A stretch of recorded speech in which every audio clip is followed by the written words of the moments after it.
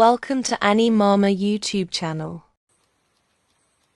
Hello எல்லாருக்கும் வணக்கம். நான் உங்கள் ஆனி மாமா.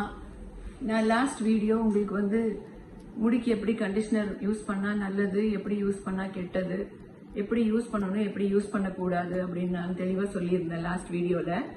இப்போ இந்த வீடியோவில் சொல்ல போகிறது என்னன்னா, நம்ம எல்லாருக்கும் நிறைய பேத்துக்கு முடி கீழே நல்லா வளரும் எல்லாருக்கும். பட் இங்கே பால்டாக இருக்கும், அங்கங்கே கேப்பாக இருக்கும், எம்டி இருக்கும், ஸ்கால்ப் எல்லாம் தெரியும். நிறைய பேத்துக்கு அந்த மாதிரி இருக்கு, நிறைய பேர் நம்ம பார்த்துருப்போம். ஈவன் மென்னுக்கும் அந்த மாதிரி பிரச்சனைங்க இருக்கு. சரியா? அப்போ நம்ம என்ன பண்றோம், ஃபார்மசில இருந்து நிறைய பேர் இந்த பவுடர் இருக்கு இல்லையா, அந்த பவுடர் வாங்கி அந்த பால்ட் ஏரியால இப்படி போட்டுக்கணும். போட்டுட்டு நம்ம சீவும் போது அது அப்படியே கவர்ட் ஆயிடும். அப்படி சீவும் போது கவர் ஆயிடும் இந்த பவுடர் ஃபில் பண்ணும்போது. அது நிறைய பேர் அது கெமிக்கல் இருக்குமா, அது போடலாமா போடக்கூடாதா, அது போட்டால் முடி கொட்டுமா அப்படின்னு, அது எதில் பண்ணுது அப்படின்னு தெரியாம நிறைய பேர் அதை போட மாட்டாங்க.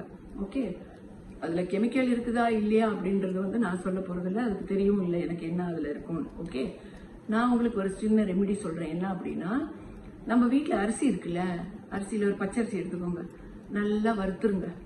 நல்லா வருங்க, தவாயில போட்டு நல்லா வருங்க. வறுக்கும்போது கருப்பாயிடும், நல்ல ஒரு டார்க் ப்ரௌன் மாதிரி நல்ல கருப்பாயிடும். ஆயிட்டோன்னு பெட்டர் டார்க் ப்ரௌன் இருந்தால் நல்லது, நேச்சுரலா இருக்கும். சரியா? அதை வறுத்துருங்க. வறுத்துட்டு ஒரு துணி எடுத்துக்கோங்க, காட்டன் துணி. அந்த துணியில போட்டு ஜலிங்க.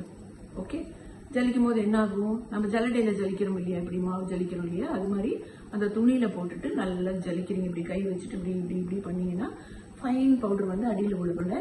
அந்த பவுடர் இந்த மாதிரி ஹோல்ஸ் இருக்கிற, இப்படி பாருங்க குட்டி குட்டி ஹோல்ஸ் இருக்கு, இந்த மாதிரி ஹோல்ஸ் இருக்கிற டப்பால போட்டு அடைச்சி வச்சுக்கோங்க.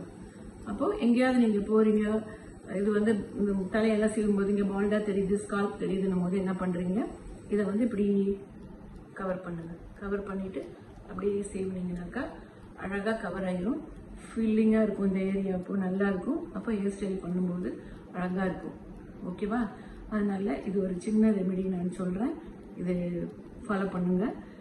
அப்புறம் நெக்ஸ்ட் வீடியோவில் இன்னும் இது மாதிரி சின்ன சின்னதாக உங்களுக்கு கொடுக்குறேன், ஈஸியாக ஹேண்டில் பண்ணுற மாதிரி. ஓகே, இப்படிக்கு உங்களிடமிருந்து விடைபெறுவது ஆனி மம்மா.